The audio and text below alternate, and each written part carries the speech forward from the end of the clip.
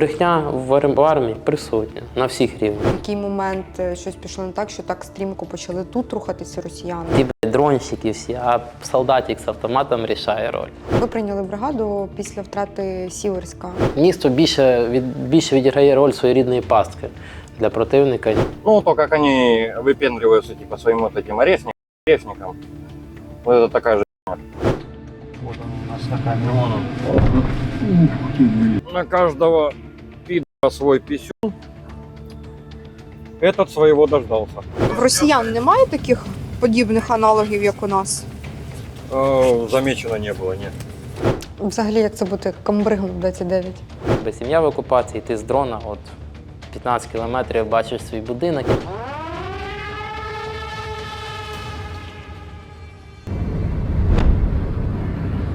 Привіт, це «Український свідок» і ми на Донеччині. Це Сіверський напрямок, на якому останнім часом значно посунулися росіяни вперед. Сам Сіверськ – це останнє було місто велике, яке лежало на шляху до Слов'янська, і воно втрачене.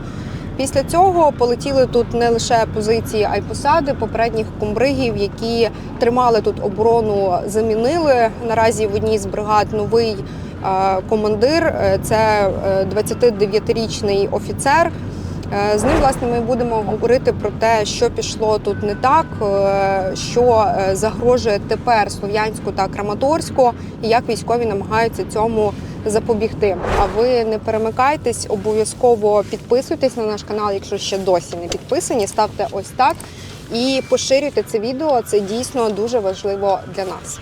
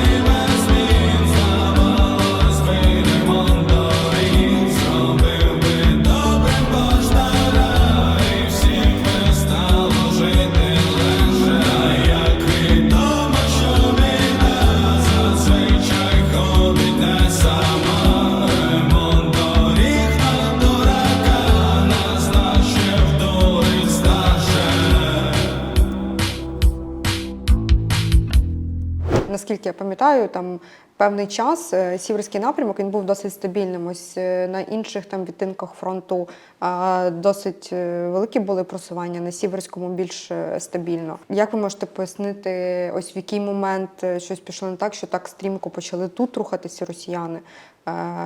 Там брак ресурсів – це зрозуміло.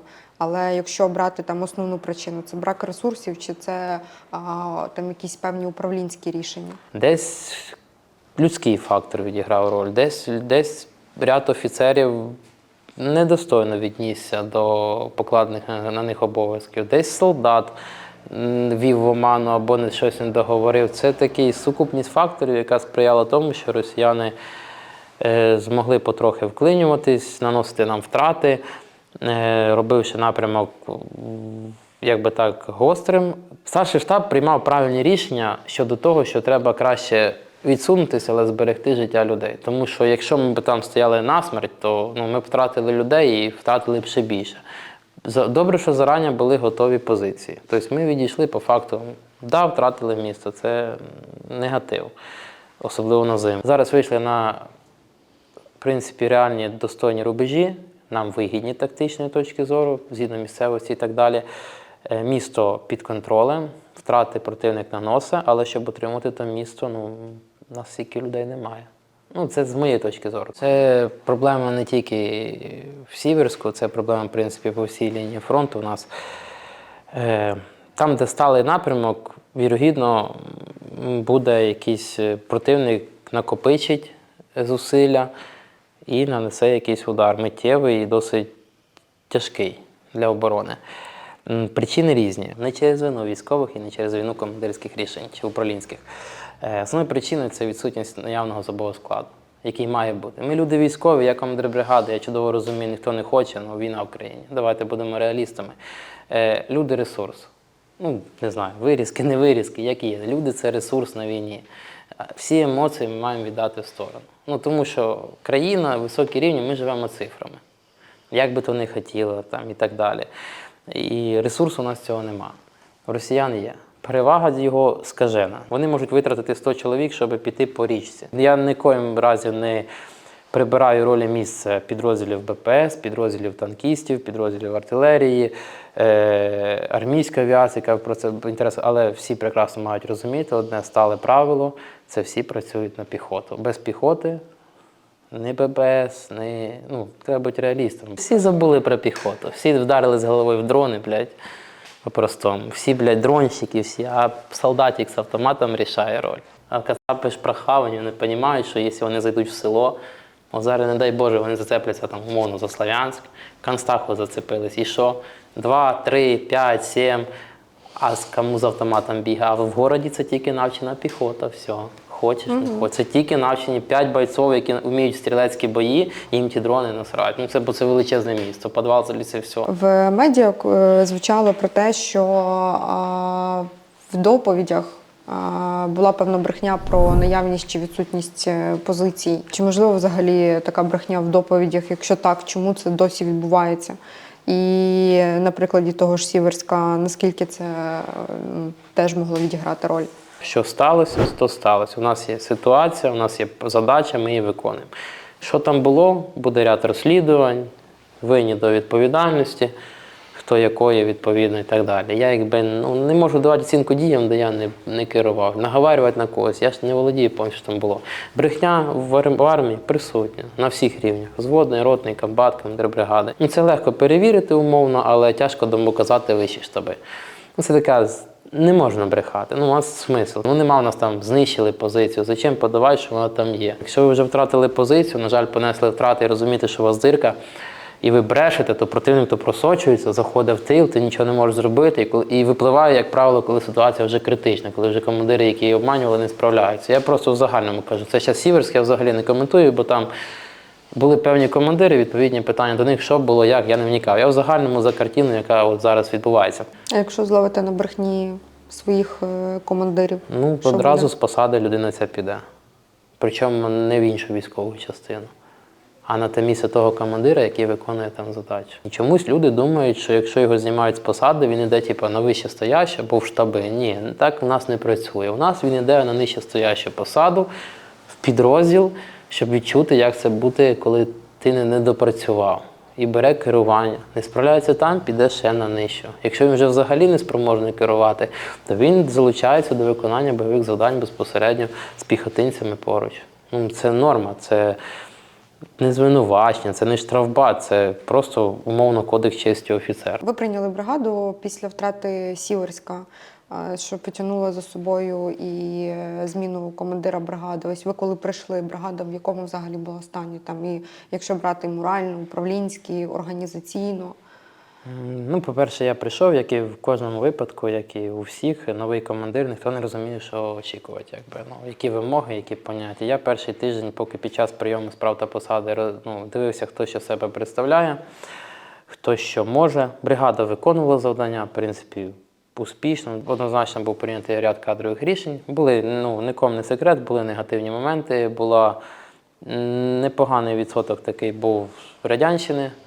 У зв'язку з цією проблемою, що я казав, що деякі посадові особи, нікого не виню, нічого не дете, але по факту, як кажуть, служба службою, дружба дружбою.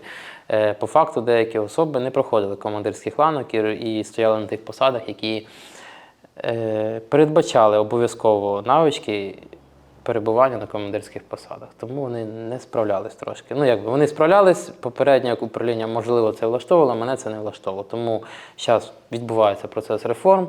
Я, як новий командир, нікому не секрет, у всіх військових частинах тягну свою команду на посади, тому що працювати з людьми, з якими ти пройшов з 17-го року, початок від командира взводу до командира бригади, працювати з людьми, з якими ти в 22-му воював, Це той кістяк, без якого жодна військова частина не буде працювати. Один в полі не воїн.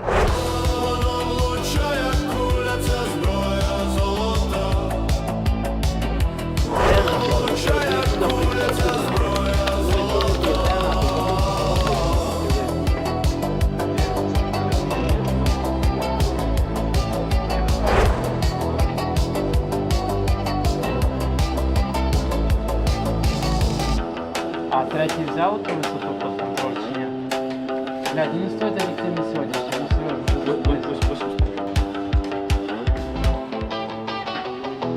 Ви кажете про те, що з піхоти ще прийшли піхотинцем, де воювали? Я все життя, ну як, я командиром взводу був. Це був такий перехідний період, АТО переходив в ООС. Тоді почався такий, скажімо так, період безлічі перемирь, там, пшеничне, хлібне, шкільне. Там, потім перейшло воно в ООС. Всі мої посади виключно в механізованих військах, без розподілу там, напрямків, ПБС там, чи артилерія. Ну і по сьогоднішній день я задоволений, що керую саме механізованою бригадою. Більше хотіла запитати, ось ви кажете, ви на Херсонському напрямку були, Бахмут, інші міста. Я знаю, що ви сам херсонець. Так. Як то було воювати в себе вдома? Та то не те, що вдома. У мене взагалі там, ну я не дуже про цю тему люблю говорити. Воювати буде погано, негативно взагалі. Ну, але коли ти розумієш, ти Та в мене на околицях свого рідного міста. Такий складний був переломний шлях в житті в Херсонському напрямку. Тим паче паралельно в тебе сім'я в окупації, ти з дрона от 15 кілометрів бачиш свій будинок, якби не дуже добре, не дуже приємно, от, але мотивуюче одночасно. Скільки по часу вони були в окупації? Півроку майже. Чи була можливість вас якось зв'язатися з ними? Чи росіяни шукали тих там родини, чиї близькі були там в АТО, були там просто активними громадянами, волонтерами і так далі. Як ваша родина пережила окупацію? Спроби виїзду цивільних закінчувалися розстріляними машинами авіації в полі. Тому ніхто не виїжджав. Тобто, хто був ближче до Миколаєва, то там співали вискакувати, хто був далі, не виїжджав. Потім зайшли вже Росгвардія, ці всі почали одразу. Ну, якщо районні військові комісаріати попалили, встигли спалити справи там УБДшників, АТОшників, да, то обласний, ну, наскільки мені відомо, я не деталізував, є спеціальні органи, хай розбираються, не спалили. Тобі ж база однозначно всіх була. Ну і плюс доброжелателі, ну, ждуни тоді не були, просто люди, які лояльно сприяли росіянам, прекрасно знали, де хто живе, хто на якій посаді. Ну, були випадки, і росіяни знали, що я от напроти них воюю буквально. Так, коротше, такий не дуже приємний момент. Зв'язок був там перший пару тижнів, напевно, що місяць. Потім, завдяки тому, що дружина виїжджала там, якимись шляхами знаходила зв'язок, то ми там періодично, завчасно домовлялись, коли буде зв'язок. Ну, мені це якби було відносно нескладно, треба було просто на якусь розвалену будівлю вилізти повище. Ну, а їй там трохи складніше через ці блокпости і так далі. Але був такий переломний момент, його не будемо називати. Мені вийшли на зв'язок, сказали, що така ситуація. Я сказав, все, кидаємо, виїжджаємо, і вони виїхали через Запоріжжя. Ну, якби батьки, дружина і там ще ряд сімей і так далі. Був пропуск через Запоріжжя, там дуже жорстко доставилися до наших цивільних, там же ж колони по 3 дні стояли в сірій зоні, обстріли були. Ну, виїхали, це був такий переломний момент, найбільш, напевно, що щасливий в житті, можна сказати. Ну, їх на Одесу забрав, ну, а сам продовжував виконувати завдання. Ще така хуйня.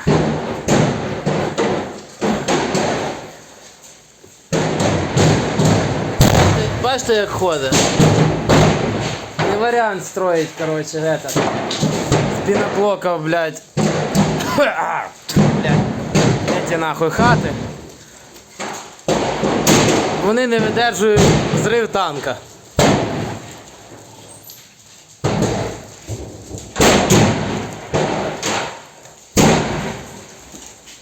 Раді строїть з білого камня. Добре, хлопці, треба уходити. Чую, що ця хата звалиться нахуй скоро.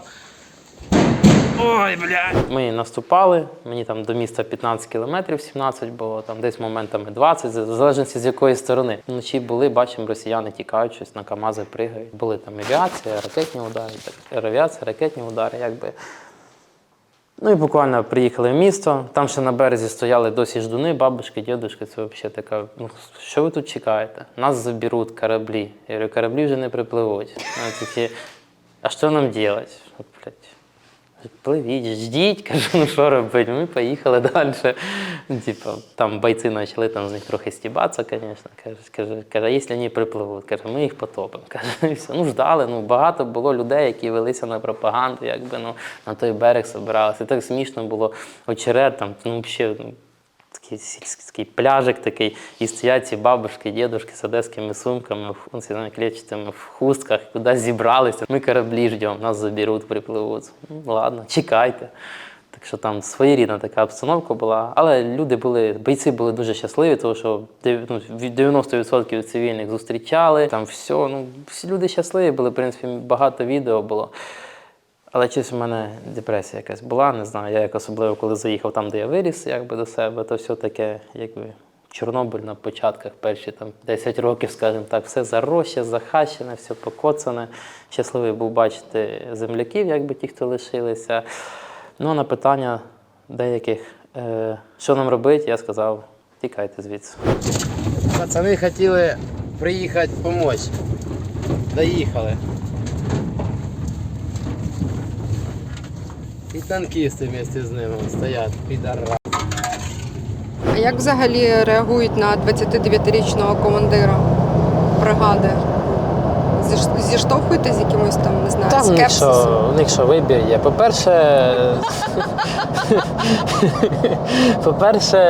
По-перше, ну, якщо я вже командир, я розумію всю відповідальність. Це раз. По-друге, я думаю, що нікому не секрет, що починаючи особливо з 22-го року, вік не відіграє ключової ролі. По-третє, ну, є менші мене командири бригад набагато, якби. Ну і головне, це бойовий шлях. Ну, якщо я зі школи пішов в армію, все життя в піхоті, пройшов ряд посад, в мене послужний список там з 5 посад буквально. І весь командирські ланки, якби все життя в піхоті. Взяти одного з посадових осіб бригади, наприклад, там послужний список на 8 листів, там які тільки хоч посади. Ну це давайте, якщо вже ми починаємо мірятися роками, да, то давайте поміряємося бойовим досвідом. Я не хвалюся. Ну і плюс, коли я прийшов в бригаду, я сказав про себе дуже коротко, там родився, хрестився умовно. Сіверськ – це таке останнє велике місто, яке лежить на шляху до Слов'янська. Чи означає це, що якщо Сіверськ впав, то незабаром можна очікувати битви за Слов'янськ? Та ні, до Слов'янська ще занадто далеко, ну, в плані тактичного рівня. І сама Донецька ця агломерація, вона нам грає на руку. А саме тим чином, що от є великі масивні міста, вони оточені меншими і в порядку зростання. Тобі ж нам оборонятись вигідно. Тому ми собі можемо допустити з метою збереження людей, ми собі можемо допустити частково десь відійти. Ну, тобі ж маневрена оборона. Але однозначно нам прийдеться в подальшому частково наступати. Однозначно, як би ми то не хотіли. Тому що без наступальних дій ми не звільнимо наші території. Ви кажете, Сіверськ – це не, скажімо так, не стратегічна втрата, яка відкриває росіянам шлях до Слов'янська. Що Ні. тоді стратегічна втрата, яка відкриє шлях до Слов'янська, це якщо ось просто Я вам скажу, пояснити Я ось зрозумів. загрози для Слов'янська, коли ось дійсно треба вже, коли ми зрозуміємо, що вже ситуація давайте не будемо плачевна. заганяти себе в депресію. Ми не втратимо Слов'янський агломерацію, це дуже потужний оборонний вузол, це по-перше. Втратити його можна тільки при бажанні втратити його. У нас його немає. Дуже складна взаємодія між військовими адміністраціями, обласними адміністраціями, громадами. Ти хочеш щось купити, наприклад, да? Тобі дають кошти. Воно міняється, але таким довгим, таке чувство, як ми під гору пішки йдемо і за собою щось тягнемо, плуги якісь походу, ще часів СРСР, не знаю. Юридична складова взагалі, то надію, що вона міняється, надію, що вона кілометровими шляхами мінятися буде, тому що через юридичну складову в плані там договорів, закупівель, там паперообігу, процедури тяжкої взаємодії між цивільними, військовими, адміністраціями, збройними силами, обмеженням прав. А якби вони думали, трохи активніше думали наперед і спрощували ці механізми і так далі, зменшували, щоб дали військовим поняття воювати. Треба тут копати, знаєш, ми копаємо. Навіть зараз при фронтових містах тобі треба там спланувати оборону села якогось. Да? Ти там спланував, залучаєш техніку, людей, все, скандали, поліції, цивільні, плюс ждунів не забувайте, це досить багато, щось людей, які хочуть свою вигоду мати, певно. Тут, слава Богу, я задоволений, ми працюємо на оборону, я впевнений, що у нас буде краще, ніж зазвичай, ніж було і тільки нарощується. Я на інших напрямках, де я виконував бойові завдання раніше і так далі. Коли голова громади, ти йому кажеш, там знову ж таки впираємося в цю юридичну складову. Я закріпляю за мною, наприклад, оборону будинку, умовно, да? Є господар будинку і так далі. Я для прикладу просто розжую по-простому, так? Закріпляю за мною оборону будинку. Моя задача спланувати. По-перше, хто буде відповідати за ту оборону будинку? Бажано, щоб це був воїн-піхотинець, який розуміє, що таке піхоті, будь командир зводу, роту, там, провів рекогносцировку, все спланував. Сказав, мені треба те. Йду до голови громади і починається. Тягнуть час, я то дам, то не дам. Тобі ж починається спеціальне затягування часу, не усвідомлюючи через свою недосвідченість, неадекватність може. Тому що, по-перше, це мої люди. Мені, навіть якщо він мені це дасть через тиждень-два, а не тоді, коли мені це треба, умовно, да, для оборони будинку, так я казав, да, я понесу втрати. Це халатність, недбалість, власна, може, впевненість у безнаказаності, я не знаю. Тобто, і так всюди. Треба реформувати, міняти, змінювати, тому що в нас або пріоритет ведення бойових дій, всі працюють на війну, або будемо гратися далі і будемо стримати фронт, наскільки це можливо, але питання скільки часу, якщо воно не все так добре, як здається. І люди вигорають, не забувайте. Людський фактор завжди дає своє. Поки ще будемо їхати, можете розказати про нові технології, які хочете ввести, вже вводите в бригаді? Правду треба ввести везде, в всіх Збройних силах. Казати правду, але фільтрувати, що кому і кажеш. Це нові технології? Не знаю, як на мене, це реалії. Правду між військовими, я в плані, кожен, це таке, це так. Творчий підход. Нові технології, що? Тут у нас в бригаді, дивіться, у нас в бригаді дуже потужна дронова складова усіх напрямків, в принципі.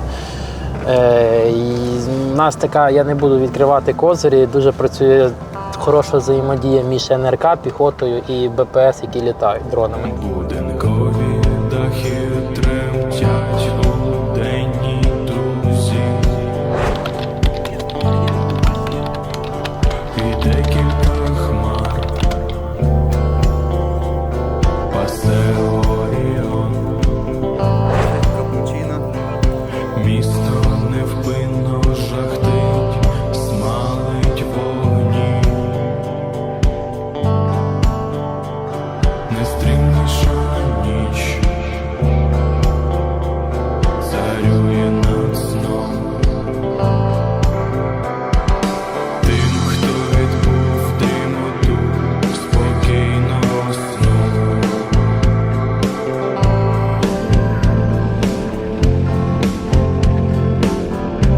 Спокійна ніч. По чому працюють взагалі піонсани? По всем, что летает. А так любые крылья с легкостью, главное увидеть. Так как мы именно по ним начали недавно работать, у нас пока только 5 на счету. Очень много случаев из-за конкуренции, что мы на него просто не успеваем, мы видим в камеру, как сумижники его подрывают. Но это что же плюс, подорвали все-таки получается. А в них теж ті самі засоби? У кого что, там у каждого разные. У нас, допустим, вот эти вот писюны, у пацанов там есть, Що пісюни? производитель назвал так дрон писюн. Где? Там півонсан. А вон там снизу, Игорь, достанет. В народі пісюн, так? Ну потому что ж похож. Водички Похож? стільки. Знаєте, як кажуть, як корабль назвеш, так і Ну, попливе. Хорошо пливе? Это Хорошее отлично. название. Я же говорю, уже он самый такой интересный момент на них был. Это буквально второй день, как мы их только взяли. Ну, получается, просто перед камерой прям просто 3 сбития произошло. Не успели мы догнать. Ну смотри, с дружковки идет зала. Но я думаю, ее там хлопнут, потому что их там уже 3 на нее поднялось. Тут конкуренция жесткая. Да, экипажей все больше становится, и тут иногда баталии Да тогда вот разыгрываются. только когда нашли тот шахет, который сбили, я думал еще чуть-чуть, и мы за него уже там на ножах будем драться, кто его заберет. В чому взагалі ось така особливість цих дронів-перехоплювачів, що за них так почали гудіти? Наскільки ось вони, ось ця розробка зараз нам допомагає? Получается, вот эта вот моделька дрончика, изначально вот это вот все, оно пошло с того, что ним снимали вообще-то гонки Формулы-1, там где скоростя более 300 километров. Поэтому они так хорошо работают. Я буквально процентов где-то 60 газа даю, и я его уже очень бодро догоняю. Ну, грубо говоря, на самолетике мы на цель выходили в течение минут 15. На вот этом, как показывает практика, та, которую мы последний раз видели, ну, у нас буквально ушло 4 минуты. І отут ви вже як пілоти FPV бачите саму картину Да, маслом. все, что происходит на дроне. Ви прям з таким запалом про це розказують. Нравиться вам, да? Конечно. Когда горыть, оно так приятно. Особенно, когда тебе еще сумежники говорят: пацаны, дайте свой номер, мы записали классное видео, как вы его... Это вообще прекрасно. Холодний вітер попів вулиці бурнув. Хто на небі скаже, де я не то звернув. Що в житті треба змінити, але змін боюся я. Все тікаю від проблем, в цьому лиш моя вина. На годиннику 2:40, але мені геть не до сна. Все, що залишається, дивитись небеса. Дивлюсь на небо, востаннє, напевно, там побачу я зорі, що кличуть мене до себе.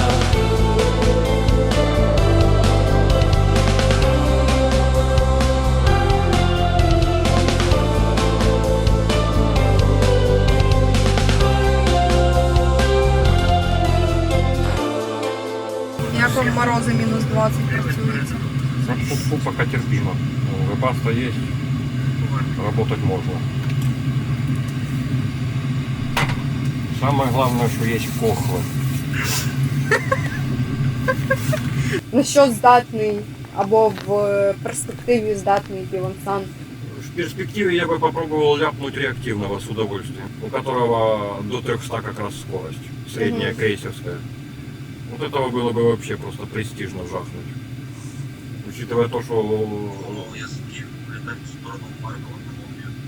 Учитывая то, что здесь уже можно как бы попробовать с ним потягаться, потому что на самолетике по-любому не догонишь. Ну а теперь он на писюнчике так спокойненько сзади поймал, пристроился.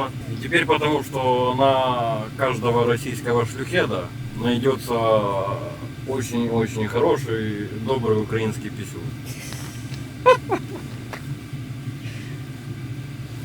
Которым 600 грамм взрывчатки. Вот, получается, уже на тепловизоре видно, вон летит цель по центру экрана. Угу, да, я бачу. Ось ця менюнька така точечка. Да, это именно оно. Минус п***ский Мерлин. Уже хорошие новости. А що це за Мерлін? А какое-то их вот это новое топовое крыло, которое не сбивается, которое не перехватывается. Ну, то, как они выпендриваются типа своим вот этим орешником, Угу. ну, это такая же. Ну, Я- в данном случае уже была такая же. Але вже збили. Уже остатки такой же херни. А що у нього така за особливість, що вони кажуть, що не збивається, не перехватується? Ну, во-первых, он типа высоко достаточно идет. У него крейсерская высота там начинается от двушки примерно, если Угу. вести статистику, это раз. А во-вторых, у него помимо основной камеры, через которую он работает и разведывает, у него еще есть камера для уворотов, которая на жопе на днище. Тобто, що він типу в повітрі, навіть якщо його То помітили. есть он даже может видит, что у маневр- него происходит сзади. Ага. І може, типу, намагатися втікати Ну від да, и может перехоплювачів. делать маневры уклонения. Але Но, я же говорю, так как на каждого свой писюн, этот своего дождался. в росіян немає таких подібних аналогів, як у нас. Замечено не было, нет. Тобто це можна певно казати, що це крута, нова українська Ну да. розробка. Ну, если посмотреть на россиян, у них сейчас самое такое, что капец какое модное, это мавики. Угу. Все, более крутого я у них ничего такого не видел в плане FPV-шной техники. Дроны у них собраны из какого-то говна. Самое приятное, что я сейчас вижу в небе, больше наших бортов, чем не наших. Дивлюся на небо та й думку гадаю. Чому я не сокіл, чому не літаю? Чому мені, Боже, ти крилець не дав? Я б землю покинув і в небо злітав. Далеко за хмари, подалі від світу. Шукать собі долі на горе привіту. І ласки у зірок у сонці просить. У світі їх яснім все горе втопить. Бо долі ще змалку здаюсь, я не любий, я не метуний хлопцю, а приблудний чужий, я у долі чужий у людей. Хіба ж хто кохає нерідних дітей? Сіверськ знаходиться в низині, і його називають ще хтось ямою, а хтось тихою пасткою. Можете простими словами пояснити, ось, що це означає? Ну, як би то по-простому. По факту він в ямі. Так, дійсно. Плюс він має величезну проблему за рахунок того, що він в ямі. Це підземні води, це наявність бар'єрних перешкод, річок, боліт. Тому перебування навіть в підвалі або в якомусь укритті, тому самому бліндажі противником, за умови, що ми його не знищимо, або він, ну, скоріше за все, це 90% гарантія, що ми його виявимо і знищимо за рахунок технологій і навченості нашого особового складу, то це гарантовано хвороби і загибель від болячок, які будуть набуті за рахунок умов, в яких вони проходять. Тому місто більше відіграє роль своєрідної пастки для противника, ніж якогось там стратегічно важливого об'єкту. Дуже не хочеться бачити, як Слов'янськ перетворюється на умовну Констаху. Але і дуже багато різних думок щодо цього. Хтось каже, що ми там відтягуємо час, що це все одно станеться через якийсь період. Що ви про це думаєте, коли ось чуєте такі вирази? Та то, я так скажу, говорити, то не дрова рубати, скажімо так, то не воювати. Ну, хочемо зберегти не тільки Слов'янськ, Краматорськ, будь-який шматок нашої землі, ну, основна проблема – люди нам треба. Я ж наводив приклади і кажу ще раз. Візьмемо один із напрямків, так, встановлення там колючої проволоки, там, невибухових загороджень, там, рубежами, копання рвов, встановлення тої ягази в рву. Чудово працює, стримує противника. Питання – людський ресурс. Це не ведення бойових дій, да? Це не треба бігати з автоматом, це в тилу. Наприклад, ми обороняємо Слов'янськ, так, або там ми обороняємо там будинок, да? Неважливо, там Краматорськ, ми обороняємо там якесь місто перед Запоріжжям, там, ми обороняємо державний кордон. Це все розрахунки, це люди, а це треба комусь робити. Тобі, до чого я веду? От, привезли ми ягазу в бухтах в поле. Перше, її треба, в кучі вона лежати не буде, бо противник веде розвідку, це все виявляє.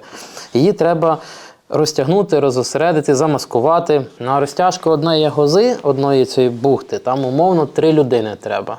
Це мінімальна кількість. Мені, щоб ті 3 людини розтягували, треба ще 2-3 людини, мінімум 2 людини з помповими рушницями, які будуть їх охороняти, розумієте? От порахуйте, щоб нам кілометр розтягнути одночасно, навіть якщо там Ну от і це все цифри. А де цих людей взяти? У нас бригада така бахмутська, якби, то у нас всі місцеві, нам якби взагалі мови, тільки навіть розмови щодо там віддачі Донбасу навіть не може бути, кажу зразу. Ну, це всі місцеві, то наш дім, мені неприємно. Ну, я їх розумію, бо я сам втратив житло, якби, дім свій і так далі. От, я їх розумію, але спілкуючись, ну, ми знаходимо спільну мову, коли я чую там, і солдата там, чи офіцера, що в мене в квартирі в Бахмуті вже там, там ці живуть, блядь, і їм все хорошо. Типу, ну, якби, у нас свій рівень мотивації, у нас своя ціна в військовій частині. Нам є за що, по крайній мірі, як мінімум тут воювати, це точно. І розмови в бригаді щодо віддати Донбас, там ще щось, буферні зони. Ну, в мене це особисте ставлення, не військове, не може бути навіть взагалі.